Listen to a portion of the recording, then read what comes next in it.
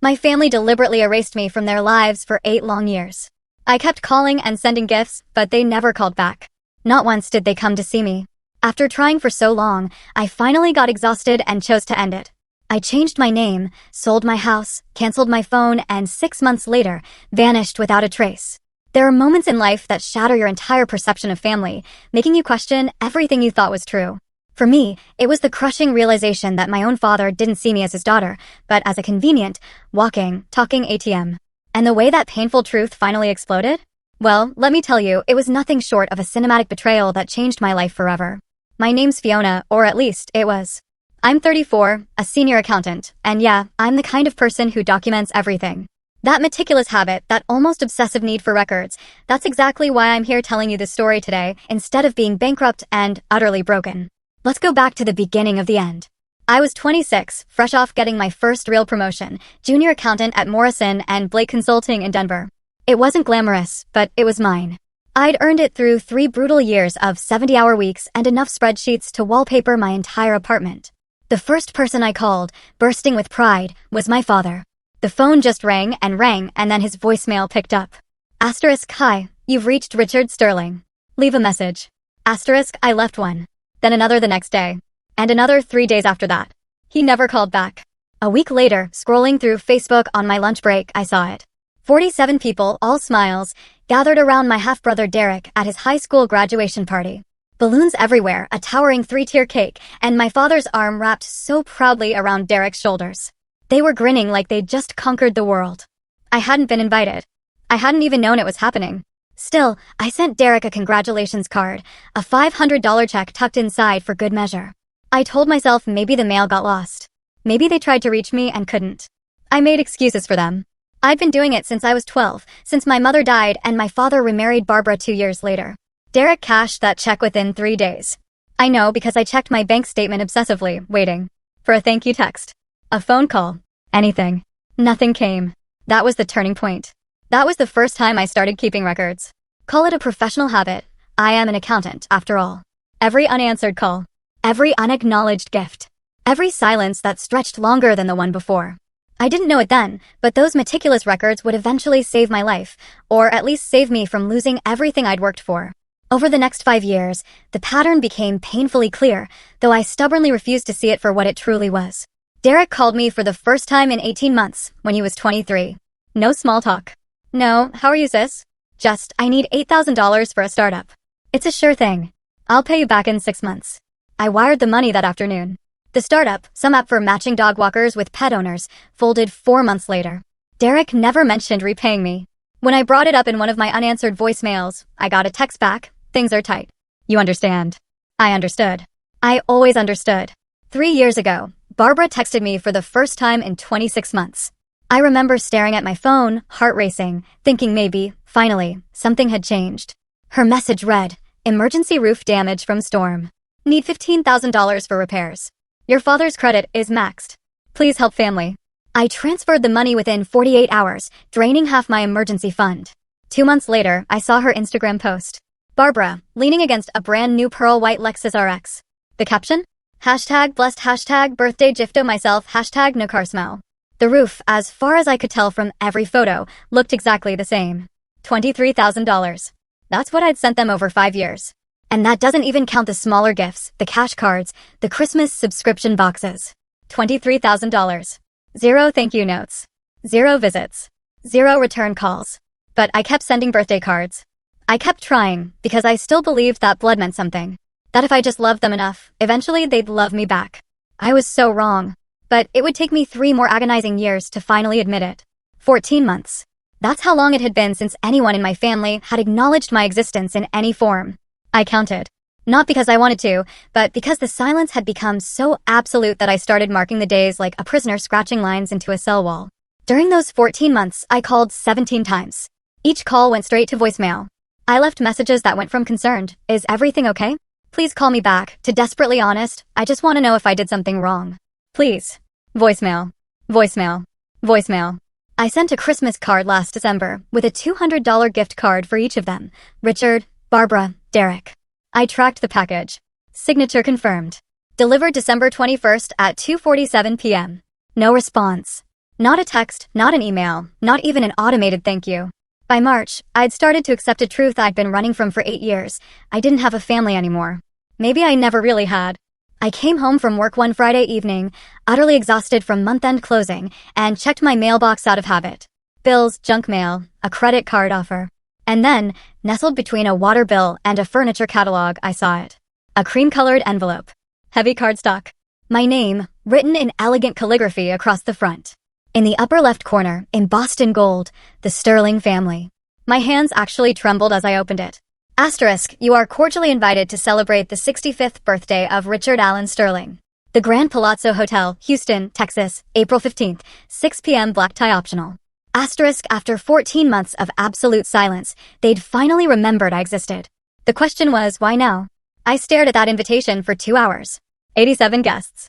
That's what the RSVP card indicated.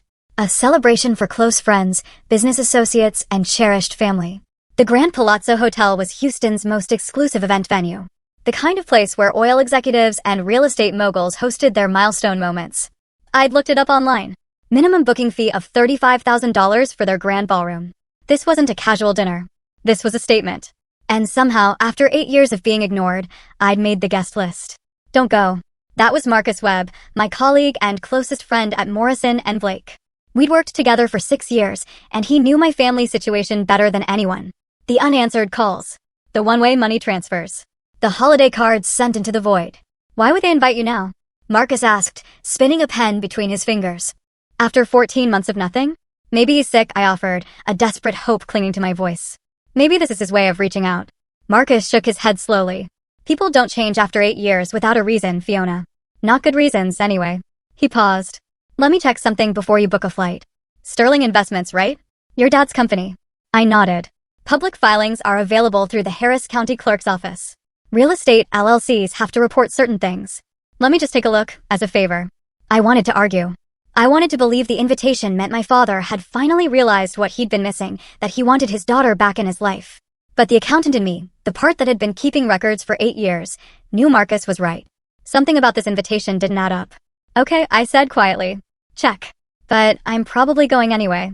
Marcus called me 3 days later at 9:47 p.m. I was in my pajamas, halfway through a glass of wine, trying not to think about whether I should buy a new dress for the party. You need to see this, he said. I'm sending you a file right now. My laptop chimed. The email contained a PDF, 17 pages of public filings, court documents, and lien records for Sterling Investments LLC. What I read made my stomach drop. Sterling Heights. That was my father's flagship project, 12 luxury townhouses in a gated community on the outskirts of Houston. According to these documents, construction was 7 months behind schedule. The original completion date was September of last year. It was now April, and the frames weren't even finished. It got worse. 3 contractors had filed lawsuits for non-payment. Martinez Construction for $89,000. Apex Electrical for $67,000. Premier Plumbing for $124,000. Total outstanding, $280,000. The bank loan from First National, $2.1 million at 8.5% interest, had an extension deadline of April 20th, 5 days after the birthday party. If he doesn't secure additional capital by the 20th, Marcus explained, the bank can call the entire loan, force a sale, the project goes into receivership. I did the math. Even selling the partially completed units wouldn't cover the debt. Richard Sterling was about to lose everything. And how much would he need to stay afloat? I whispered, my voice barely there. Roughly $150,000. Just enough to pay the contractors and convince the bank to extend. I had $127,000 in my savings account. Suddenly, the invitation made perfect, sickening sense. They don't want me there, I whispered. They want my money. I bought the plane ticket anyway. $342 one way. Denver to Houston, April 14th, arriving at 6:15 p.m. the night before the party. I told myself I needed to see this through. I needed to look my father in the eyes and understand, once and for all, whether I'd ever been anything more than a financial safety net. But I wasn't going in blind. Not this time. The night before my flight, I spent 4 hours printing documents. Bank statements from the last 8 years showing every transfer I'd made to the Sterling family, dated, annotated, highlighted. Screenshots of text messages. Call logs from my phone carrier. Receipts for gifts sent via registered mail with signature confirmation. I organized everything into a manila folder, then copied the key documents onto a USB drive that I tucked into my carry-on. Old habit. Always have a backup. At 7 a.m. on April 14th, I called Marcus from the gate. If you don't hear from me in 48 hours, I said, send everything to my personal email. The bank statements, the court filings, all of it. Fiona, this is insane. You know what they're planning? Why walk into the trap? I watched the boarding announcement flash on the screen. Because I need to know. I need to hear them say it, or not say it. I need to close this chapter one way or another. Marcus was quiet for a long moment. Be careful, he finally said. And call me the second you're out of there. I will. I boarded the plane with 8 years of evidence in my bag and a knot in my stomach that wouldn't loosen. I wasn't going to Houston to reconcile. I was going to find out the truth, whatever that cost me. The Grand Palazzo Hotel looked exactly like its website photos, and exactly like the kind of place where I didn't belong. Crystal chandeliers the size of compact cars. Marble floors polished to a mirror shine. Staff in crisp black uniforms moving silently between guests who wore watches worth more than my annual rent. I checked my reflection in a gilded mirror near the entrance. My dress was black, simple, purchased from Nordstrom Rack for $89 during last year's clearance sale. It was the nicest thing I owned. Here, surrounded by Valentino gowns and Tom Ford suits, I looked like the hired help. The grand ballroom held 87 guests when I arrived. I'd counted the RSVPs on the invitation. The reality matched. Clusters of well-dressed strangers clutching champagne flutes. A live jazz quartet playing softly in the corner. A champagne tower glittering under strategic lighting. And there, at the center of it all, stood my father. Richard Sterling, at 65, looked distinguished in a way that money bought. Silver hair swept back perfectly. A suit that probably cost more than my car. Cufflinks that caught the light when he gestured. Beside him, Barbara wore emerald green silk, diamonds at her throat and ears. Derek lounged nearby in a navy blazer, a Rolex catching the light every time he raised his glass. This was their world. Their stage. Every person in this room was here to celebrate Richard Sterling's success, his taste, his status. And I stood at the edge of it, in my $89 dress, clutching a manila folder inside my bag like a lifeline. Barbara spotted me first. Her smile flickered for just a moment before settling into something that looked almost welcoming. Oh, she said, loud enough for nearby guests to hear. You actually came. My father turned at Barbara's words, and for a split second, I saw something flash across his face. Surprise? Calculation? It vanished before I could name it, replaced by a wide smile that didn't quite reach his eyes. Fiona. He crossed the distance in 3 strides, arms outstretched. My daughter. It's been too long. 8 years, Dad. Has it really? He pulled me into a hug that felt rehearsed. Time flies. You look wonderful. I called 288 times. You never answered. Barbara inserted herself smoothly, her hand on my father's arm. We've been so busy with the business. You know how it is. Real estate never sleeps. Derek drifted over, champagne sloshing slightly in his glass. Hey sis. Looking good. Got anything exciting going on? New job? New investments? Do you need more money for another startup, Derek? His smile tightened. Just making conversation. Around us, guests glanced our way with polite curiosity. The prodigal daughter returned for the patriarch's celebration. I could see them constructing the narrative in their heads. Family reunion. Heartwarming moment. Perhaps a toast later about the importance of togetherness. They had no idea. My father's hand found my elbow, steering me gently toward the far side of the ballroom. Come, I want to introduce you to some people. We have so much to catch up on. His grip was firm, purposeful. Barbara caught his eye and gave a small nod. Something passed between them. A signal. A confirmation. They'd planned this. Whatever came next, they'd rehearsed it. Actually, Richard said, lowering his voice as we approached a side door. There's something important I need to discuss with you first. In private. The trap was closing. And I was walking straight into it. Before we could reach the side door, the band stopped playing. A spotlight swung toward the small stage at the front of the ballroom, and my father's hand tightened on my elbow. Wait, he said. First this. He guided me toward the stage, and I realized with growing unease that he intended for me to stand beside him, in front of everyone. The event coordinator handed Richard a microphone. 87 faces turned our way. Friends, colleagues, family, Richard began, his voice rich with practiced warmth. Thank you all for being here to celebrate this milestone with me. 65 years, and I owe every success to the people in this room. Polite applause. Champagne glasses raised. But tonight, I want to acknowledge someone very special. He turned to me, and I felt the weight of every gaze in the room. My daughter, Fiona, has finally come home after many years away. The Sterling family has always valued unity above all else, and having her here tonight means more than I can express. The applause swelled. Smiles everywhere. A woman near the front dabbed at her eyes. They were buying it.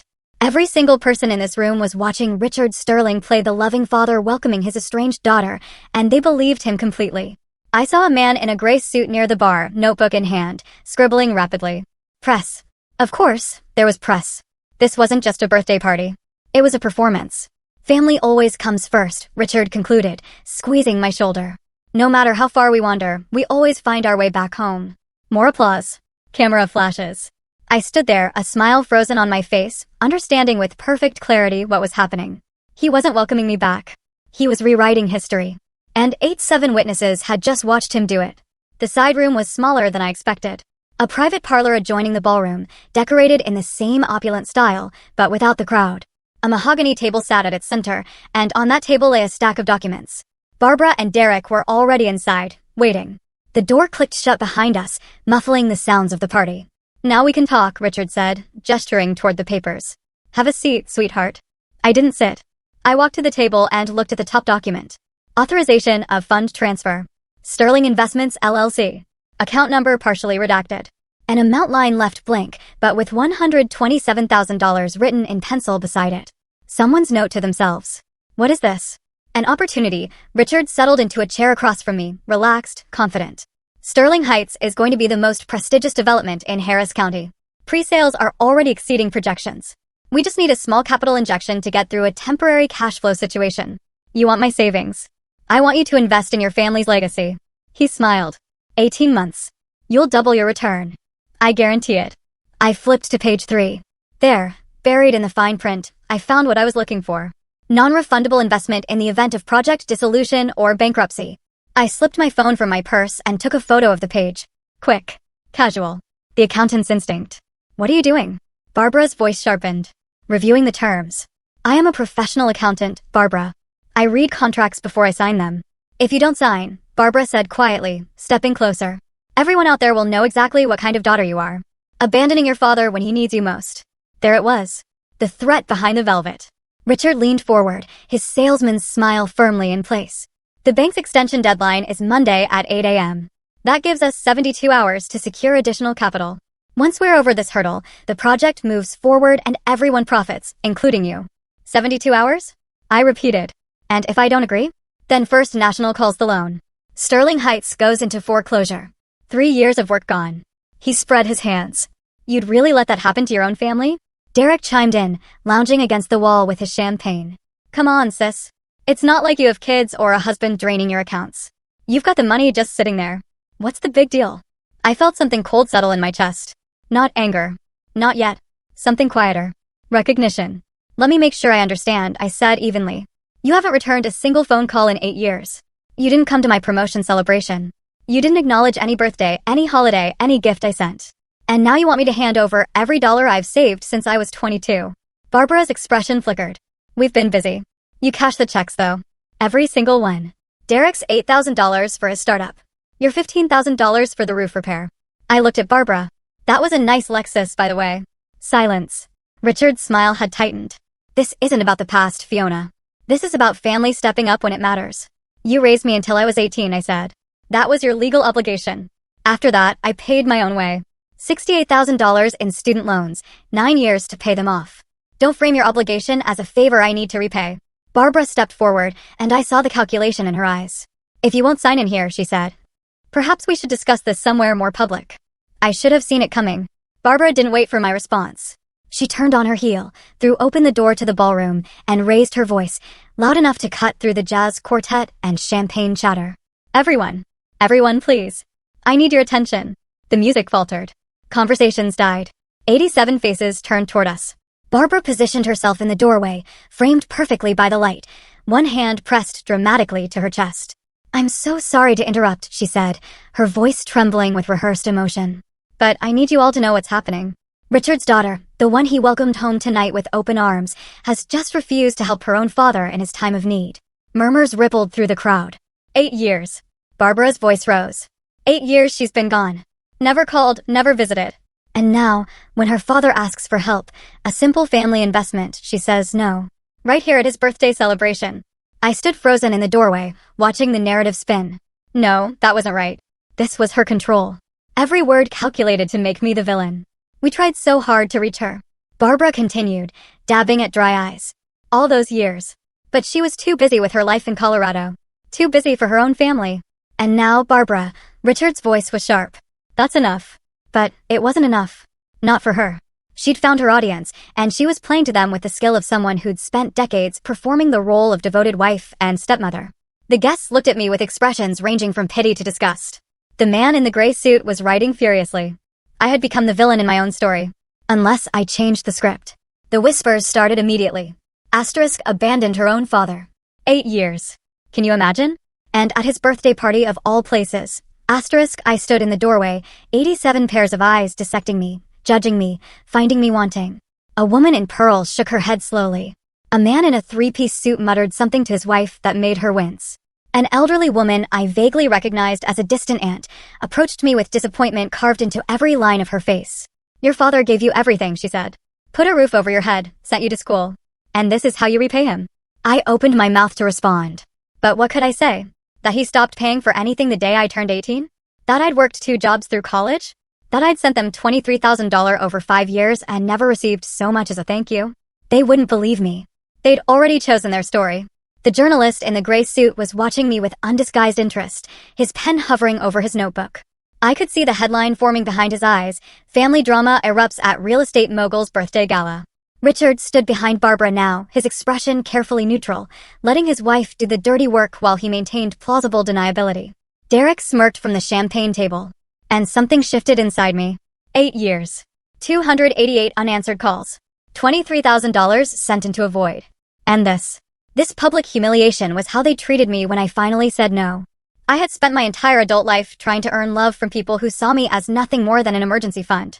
I was done trying. Excuse me, I said quietly and began walking toward the stage.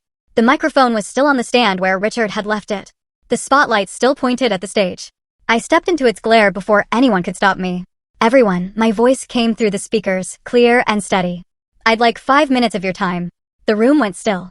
Barbara moved toward me, her face twisted with alarm. Fiona, what do you 5 minutes, I repeated, looking out at the crowd. Then you can go back to your champagne and your assumptions. I think you deserve to hear the full story before you decide who the villain is. I saw Richard's jaw clench. Derek set down his champagne glass. The journalist in gray leaned forward, pen ready. I reached into my bag and pulled out my phone. My name is Fiona Sterling. I'm 34 years old. I'm a senior management accountant at Morrison and Blake Consulting in Denver. And I've been trying to stay connected to this family for 8 years. I looked at Barbara, at Richard, at the 87 witnesses who had already decided I was the ungrateful daughter who abandoned her dying father. You've heard one version of this story tonight. Now, let me show you another. My hands were steady as I connected my phone to the ballroom's display system, the same system they'd used earlier for the slideshow of Richard's greatest achievements. The main screen behind me flickered to life. I've been silent for 8 years, I said. I've sent money when asked, called when ignored, and made excuses for people who couldn't be bothered to remember my birthday. Tonight, I'm going to stop being silent. I pressed play. Let's start with the numbers.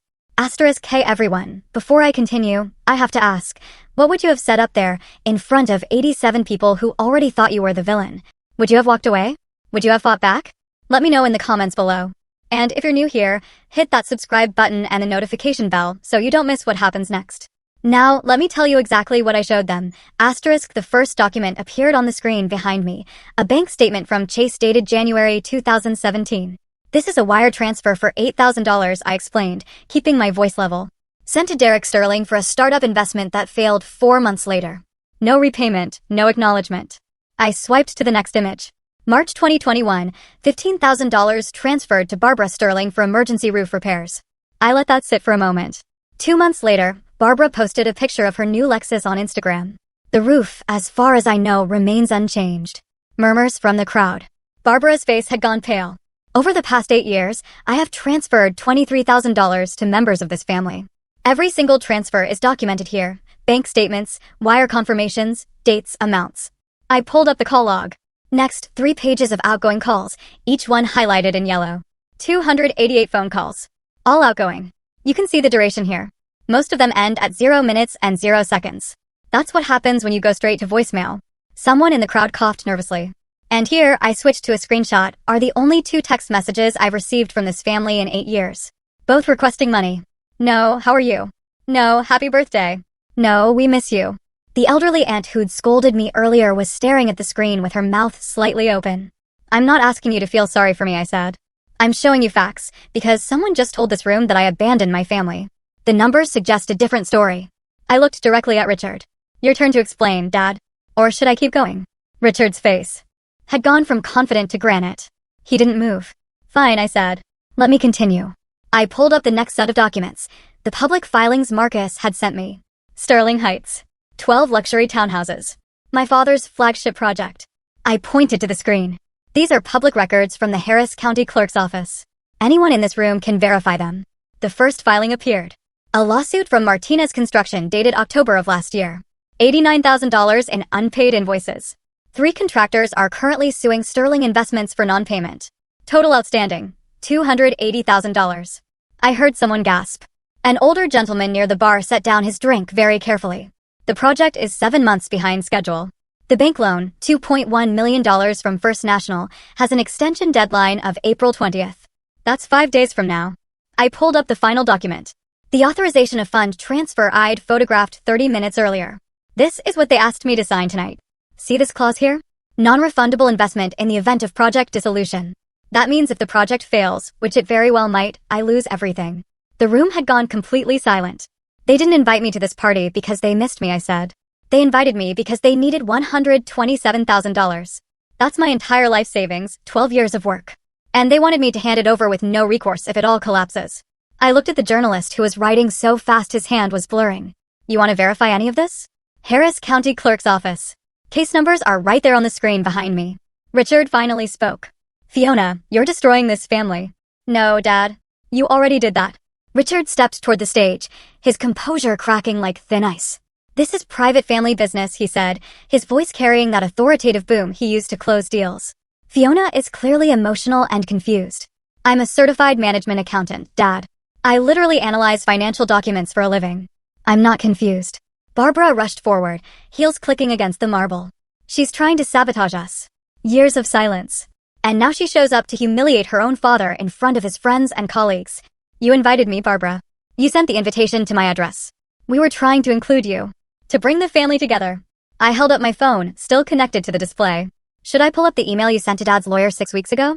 The one where you specifically mentioned my savings account and discussed the necessity of presenting a unified family front to secure my cooperation. Barbara's face went white. How did you? I CC'd Dad's company email, which he shares with his business partner, who shares an accountant with my firm. I kept my voice calm. I'm very good at my job, Barbara. Derek pushed away from the bar, swaying slightly. This is ridiculous. She's just mad because she never fit in. She never, Derek. Richard cut in sharply. Stop talking. But Derek was already past listening. We're supposed to pretend she's some kind of victim? She left. She moved across the country and barely called. 288 calls, I said quietly. Would you like me to show the log again? Silence. The journalist's pen had stopped moving. He was just staring now, transfixed by the unfolding disaster.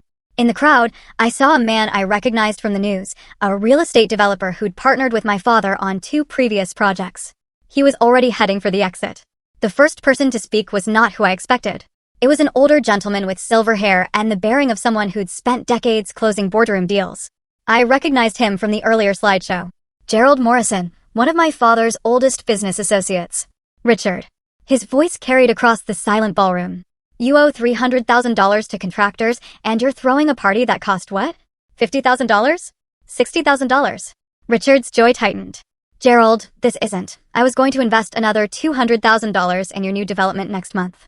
Gerald set down his champagne glass with a decisive clink. I think I'll be reconsidering that.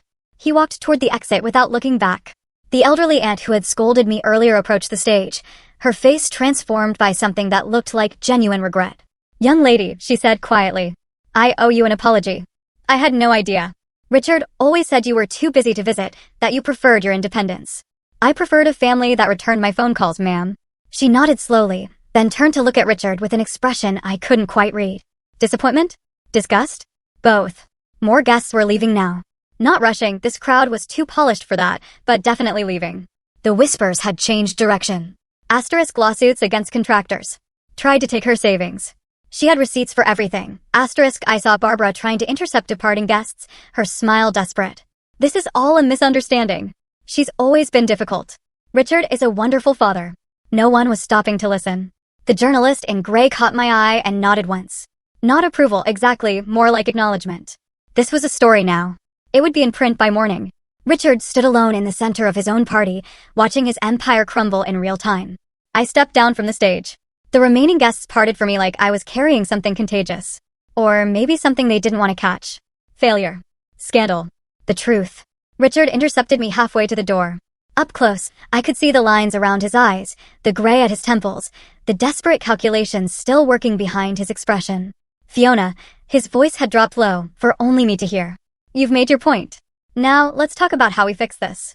There's nothing to fix, Dad. I'm your father. Doesn't that mean anything? I looked at him, truly looked, and I felt something I hadn't expected. Not anger. Not triumph. Just a deep, hollow sadness. I spent 8 years trying to be your daughter, I said. You spent 8 years treating me like a backup bank account. I'm done auditioning for a role I was never going to get. I pulled the authorization of fund transfer from my bag, the copy I'd photographed earlier. Slowly, deliberately, I tore it in half, then in quarters. This is my answer. I placed the pieces in his hand. Barbara was crying now. Real tears or a performance? I couldn't tell. Derek had disappeared, probably to the open bar. The remaining guests pretended to examine the ceiling, the chandeliers, anything but the dying patriarch of Sterling Investments. I walked to the exit and paused at the doorway. I tried for 8 years, I said, loud enough for anyone still listening to hear. I don't need your approval anymore. From tonight, you don't have a daughter. I stepped into the Houston night, the door swinging shut behind me. For the first time in 8 years, I felt like I could breathe. But this wasn't the end. It was just the beginning of what came next. I called Marcus from the Houston airport at 11:47 p.m. I saw the video, he said before I could speak. Someone posted it on Facebook 20 minutes ago. Fiona, are you okay? I'm okay. I was surprised to find it was true. I'm at the airport, taking the red-eye home. Videos already got 1,200 views. Comment section is intense. I hadn't thought about the phones. Of course, people had recorded it. 87 witnesses with smartphones. And I just put on the performance of my life. It's going to get worse before it gets better, I said. The journalist was from the Houston Business Journal. This will be in print by morning. Let it be, Marcus's voice was firm.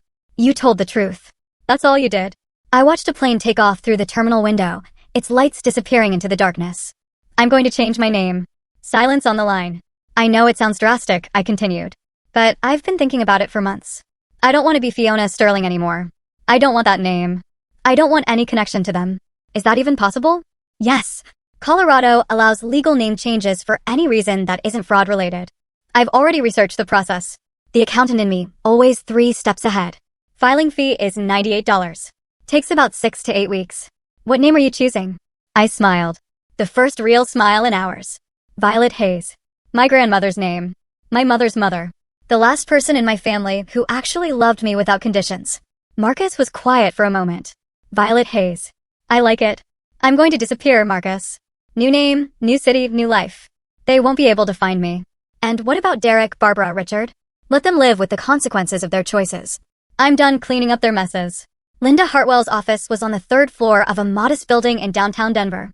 She specialized in identity law, name changes, witness protection consultations, people starting over for one reason or another. Your situation is straightforward, she said, sliding a folder across her desk. Colorado Revised Statutes, Section 13-15-101. You can petition for a legal name change as long as you're not doing it to evade creditors, escape criminal liability, or commit fraud. I just want to stop being a Sterling. That's a perfectly valid reason. Linda smiled. She'd clearly heard similar stories before. Here's how the process works. We file a petition for change of name with the Denver District Court. $98 filing fee. The court sets a hearing date, usually within 6 to 8 weeks. Assuming no objections, the judge issues a court order and your new name becomes legal. I looked at the form. Asterisk petitioner's current legal name, Fiona Claire Sterling. Proposed new legal name asterisk, I wrote carefully, Violet Marie Hayes. After the order is issued, Linda continued, you'll need to update your social security card, driver's license, passport, bank accounts, everything. It's tedious, but not complicated. And if my family tries to find me, your new name is public record if they know where to look. But there's nothing requiring you to tell them. No forwarding address. No notification. You simply become a different person, legally speaking. I signed the petition. One more thing, Linda said as I stood to leave. I've been doing this for 15 years. The people who change their names because they want to escape abusive or exploitative family situations. They almost never regret it. It's the ones who keep hoping the family will change who end up back in my office heartbroken. I'm done hoping, I said. Good. See you in 6 weeks, Miss Hayes. 8 weeks later, Fiona Sterling ceased to exist. The court order arrived on a Tuesday afternoon, a single sheet of paper that changed everything. Asterisk case number 2024 CV03892. In the matter of Fiona Claire Sterling, petitioner. The petition for change of name is hereby granted. The petitioner's legal name shall henceforth be Violet Marie Hayes. Asterisk, I stared at it for a long time. Then I got to work. The house sold in 3 weeks. A young couple with a new baby, excited about the neighborhood, thrilled by the price, a $285,000 cash offer. After paying off the remaining mortgage, I walked away with $112,000. I canceled my phone number, the same number I'd had for 12 years, the one I'd left on 288 voicemails that were never returned. Gone. I deleted my email accounts, my Facebook profile, my LinkedIn, everything that said Fiona Sterling disappeared from the digital world. Marcus was the only connection to my old life. I gave him a P.O. box address in Portland, Oregon, for emergencies only. And if anyone asks, I told him, you haven't heard from me in years. They're already calling, he said. Your father's assistant, some lawyer. They keep asking if I know where you are. You don't. That's the truth. He nodded. Be safe, Violet. It felt strange hearing that name out loud. Strange, but right. I boarded a plane to Portland on a gray June morning. New city, new name, new beginning. The woman who stepped off that plane wasn't Fiona Sterling anymore. The invisible daughter, the endless giver, the emergency bank account. She was Violet Hayes. And for the first time in her 34 years, she belonged to nobody but herself. Marcus called me in November. I thought you'd want to know, he said. It's over.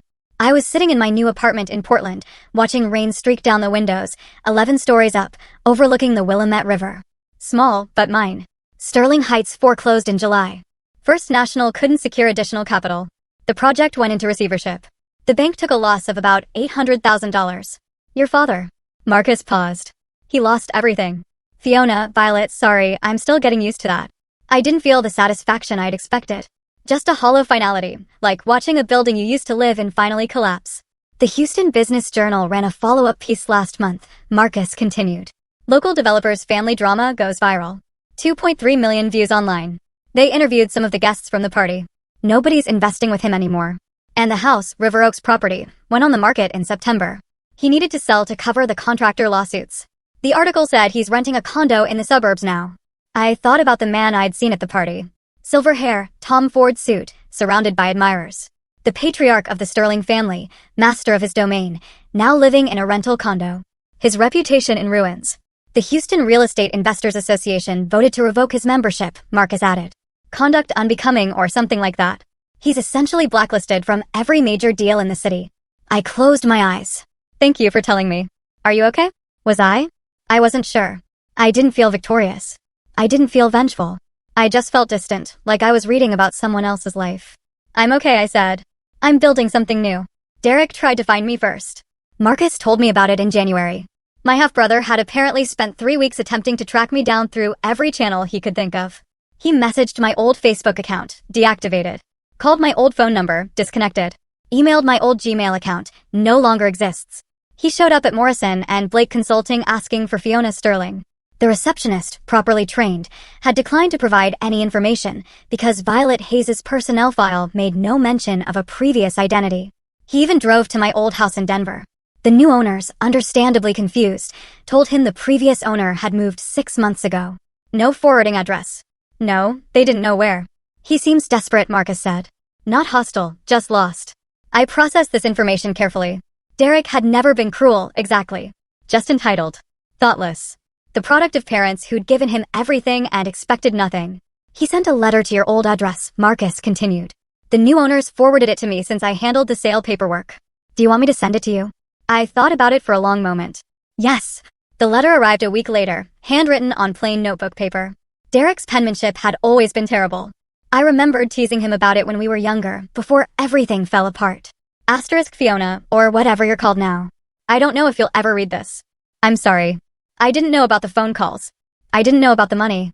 Mom, Barbara, she controlled everything and I just went along with it because it was easier. I'm working at Best Buy now. First real job. First time paying my own rent. I get it now. Kind of. Please write back. Please. Your brother, if you'll still have me. Derek, asterisk, I folded the letter and put it away. I wasn't ready. Not yet. Asterisk, hey everyone. Before I continue, I want to ask you something. A lot of people have asked me, did I ever feel guilty? Did I miss my family? Would I ever give Derek a second chance? I'll answer that in a moment. But first, if you're still watching, please take a second to like this video. It really helps the channel and it lets me know these stories matter to you. Okay, let me tell you what happened next. Asterisk, Barbara's downfall was quieter than Richard's, but no less complete. I heard about it through Marcus, who heard about it from a colleague who'd attended a charity gala in Houston. The kind of event Barbara used to dominate: designer gown, strategic positioning, air kisses with the right people. She hadn't been invited this year. Word had spread through the social circles that mattered to her. The video from the party, the lawsuits, the foreclosure, but mostly the video. Someone had edited it down to the key moments: Barbara's public accusation, my evidence, her face going white when I mentioned her Lexus. 300,000 views across various platforms. The comments were brutal. Imagine trying to steal your stepdaughter's savings and calling her ungrateful. The stepmother from every fairy tale, except this is real life. Queen of gaslighting caught on camera. Her friends, the women she'd brunched with, vacationed with, competed with for decades, had quietly dropped her from their group chats, their dinner parties, their lives. Nobody wanted to be associated with the woman from that video. The country club membership lapsed when they couldn't pay the dues. The Lexus was sold. The diamonds Barbara had worn to Richard's birthday were now in a pawn shop somewhere. And the marriage, according to Marcus's sources, was hanging by a thread. Richard blames her for the public confrontation, he reported. Says if she just kept quiet, they could have handled it privately. They've been fighting constantly. I imagine them in their rental condo, the walls closing in, each of them pointing fingers at the other, while their carefully constructed lives crumbled around them. I didn't feel sorry for Barbara, but I didn't feel triumphant either. I just felt free. My father hired a private investigator in February. Marcus discovered this by accident. The investigator had called Morrison and Blake asking questions about a former employee named Fiona Sterling. Standard due diligence, he claimed, background check for a financial matter. The receptionist, properly trained, had declined to provide any information. According to Marcus, the investigator was charging $3,000 a week. For 2 months, Richard Sterling paid someone to search for a daughter who didn't exist anymore. Fiona Sterling's trail ended at Denver District Court case number 2024 CV03892. But Colorado law didn't require that name change records include the new name in public-facing documents without a court order, which required proving harm. My father couldn't access the sealed portion of the file. The investigator told Richard, it's a dead end. She changed her name, sold her house, canceled all her accounts. If she doesn't want to be found, she won't be found. $24,000. That's what my father spent trying to locate me. The irony wasn't lost on me. 8 years ago, he couldn't be bothered to return a phone call. Now he was hemorrhaging money he couldn't afford, desperately searching for the daughter he'd ignored for a decade. He called the investigator off last week, Marcus added. Said he couldn't afford to continue. I sat with that information for a long time. Part of me, a small, stubborn part I'd been trying to silence for months, wondered if this meant he actually cared. If losing everything had finally made him see what he'd thrown away. But the larger part of me knew better. He wasn't looking for his daughter. He was looking for his last remaining asset. And that asset had made herself impossible to find.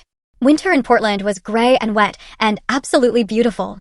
I'd found an apartment in the Pearl District, 11 floors up, with floor-to-ceiling windows that looked out over the Willamette River. On clear days, I could see Mount Hood in the distance. On gray days, which was most of them, I watched the rain and felt something I hadn't experienced in years: peace. My new job at Pacific Northwest Financial was everything my old position had been, minus the baggage. Same work, audits, reconciliations, the satisfying puzzle of making numbers balance. Different context. Different name on my desk. Different person answering when someone called. Violet, can you look at these quarterly projections? Violet, lunch in the break room. Violet, we're doing drinks Friday. You in? Every time I heard that name, something settled a little deeper in my chest. I'd made friends. Real ones. Sarah from accounting, who loved true crime podcasts. James from legal, who made the best coffee and always shared. The Thursday night yoga class, where nobody knew anything about me except that I showed up every week. Christmas was approaching. And for the first time in 8 years, I didn't buy cards for the Sterling family. I didn't agonize over gift selections that would never be acknowledged. I didn't spend December wondering if this would be the year they finally called. Instead, I decorated my apartment with string lights. I bought a small tree from the farmer's market. I accepted an invitation to Christmas dinner at Sarah's parents' house, strangers who welcomed me because their daughter said I was worth knowing. On Christmas morning, I woke up alone in my apartment, made coffee, and watched the rain fall over the city. I didn't miss them. I missed the idea of them. But the reality? I was better without it. The letter arrived in January.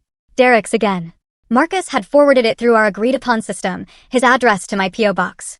No return address on the outer envelope. Inside was a second envelope, crumpled and readdressed multiple times. Derek's handwriting. I made tea before opening it, sat by the window, watched the boats on the river. Then I read, *Fiona, or whatever you're called now. I know you probably won't read this. You've probably thrown away everything I've sent, but I'm going to keep trying because that's all I know how to do anymore. I'm working at Best Buy. Floor sales, minimum wage plus commission. It's humiliating and exhausting, and the best thing that ever happened to me. For the first time in my life, I'm earning something instead of just receiving it. Dad lost everything. You probably know that. Mom, Barbara, she moved out last month. They're getting divorced. He's alone in that condo, drinking too much, calling old contacts who won't take his calls. I'm not asking you to feel sorry for him. I'm not even asking you to forgive me. I'm asking you to know that I understand now what it's like to work for something. What it's like to be ignored by people who are supposed to care. What it's like to realize you were wrong about everything. I'm trying to be better. I don't know if I'll succeed, but I wanted you to know I'm trying. Your brother, if you'll still have me. Derek, *. I folded the letter and put it back in its envelope. Then I got a fresh sheet of paper and wrote my response. Short. Clear. Honest. * Derek, I read your letter. I'm glad you're learning. But I'm not ready for a relationship with anyone from that family. Maybe someday, maybe never. I hope you understand. Violet. *. I mailed it the next day. No return address. Here's what nobody tells you about setting boundaries. It feels selfish until it doesn't. For 8 years, I'd measured my worth by how much I could give to people who never gave back. Every unanswered call was a test I'd failed. Every ignored gift was proof I wasn't trying hard enough. I'd built my entire identity around being the good daughter, the reliable one, the family member who always showed up. And what had it gotten me? A spot at a birthday party designed to extract my life savings. Sitting in my Portland apartment, watching the winter rain, I finally understood something that had taken me 34 years to learn. Boundaries aren't walls. They're not about shutting people out. They're about deciding who gets access to your life and on what terms. I didn't hate Richard. I didn't hate Barbara. I didn't even hate Derek, who was finally starting to become the person he should have been all along. I just didn't have space for them anymore. My therapist, yes, I'd started seeing one, a gentle woman named Dr. Coleman, who specialized in family estrangement, called it radical acceptance. You're not responsible for their choices, she said during one of our sessions. You're only responsible for yours, and you chose to protect yourself. That's not selfish. That's survival. I thought about all the years I'd spent hoping they would change. All the energy I'd poured into a relationship that only flowed one direction. Now I use that energy for other things. For friendships that nourished me. For work that fulfilled me. For a life that was mine alone. It wasn't revenge. It wasn't anger. It was something simpler and more powerful, self-respect. And that, I realized, was worth more than any inheritance could ever be. Spring came to Portland in early March. Cherry blossoms lining the streets. Sunshine breaking through the clouds. The whole city exhaling after months of gray. I was sitting at my favorite coffee shop near the waterfront, laptop open, reviewing projections for a client meeting when my phone buzzed. Dinner tonight. That new Thai place. Sarah. I smiled and typed back yes. 7 p.m. perfect. Bring your appetite. I'm ordering everything. I closed my laptop and looked out the window. A young couple walked by with a stroller. An old man fed pigeons on the corner. A group of tourists took photos of the bridges.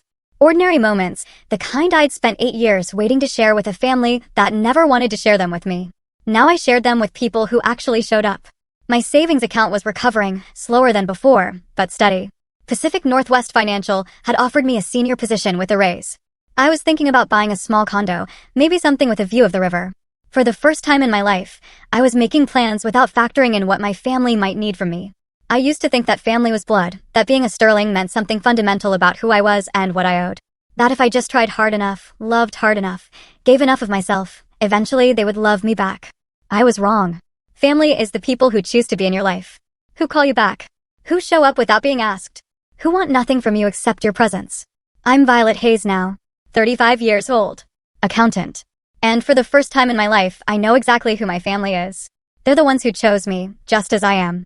Thank you for staying with me until the end of my story. If you've ever been treated like an ATM by the people who were supposed to love you, if you've ever felt invisible in your own family, I want you to know you're not alone. And walking away isn't giving up. Sometimes, it's the bravest thing you can do. Please like this video if my story resonated with you. Subscribe and hit the notification bell so you don't miss the next one, and check out the other stories in the description. I think you'll find something that speaks to you. I'm Violet Hayes. New name, new life. And I'm finally home.